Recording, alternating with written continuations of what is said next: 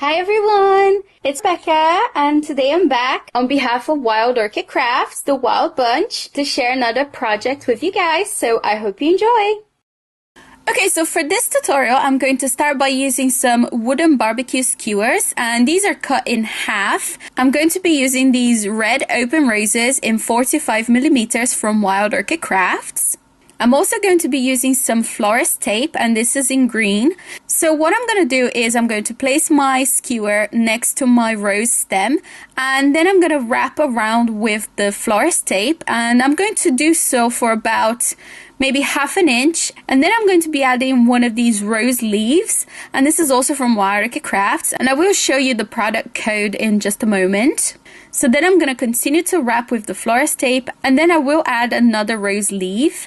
And I actually ended up using 3 leaves for each rose, and you can add as many or as little as you'd like. Then I'll continue to wrap this all the way to the end of the skewer, and when I get to the end, I just break off the florist tape, and then I just wrap the end around itself and just press it with my fingers, and that just helps it stick to itself.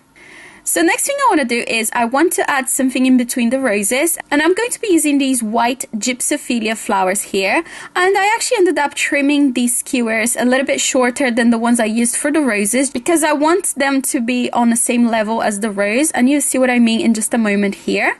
So what I'm doing is I just used the wire from the Gypsophilia to wrap all of them together, and that just helps them hold in place.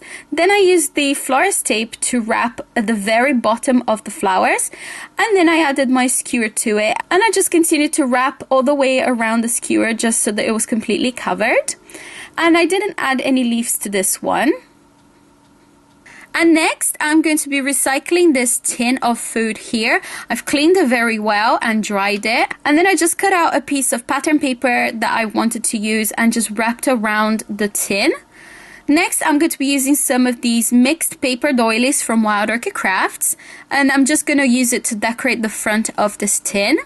Then I've taken some seam binding in the Medoc color, and I've just scrunched it up a little bit, and then I tied a double bow around the tin. And now to decorate the center of that bow, I am using this Filigree antique gold flower embellishment from Wild Orchid Crafts, and then to go on the center of that, I'm using this cream rose cabochon embellishments, also from Wild Orchid Crafts. I just adhered the rose to the center of the metal flower, and then adhered the whole thing in the center of that bow. Then I've just punched out some hearts out of cardstock, and I'm going to be using 2 to decorate the front of this tin. Once I'm happy with the decoration of the tin, it's time to add the roses. So I've added all of the roses inside the tin. And then for the Gypsophilia, I decided to just spread them out a little bit. So I opened them up and just arranged them in the way that I thought looked right. So then I just placed them in between all of the roses in the tin.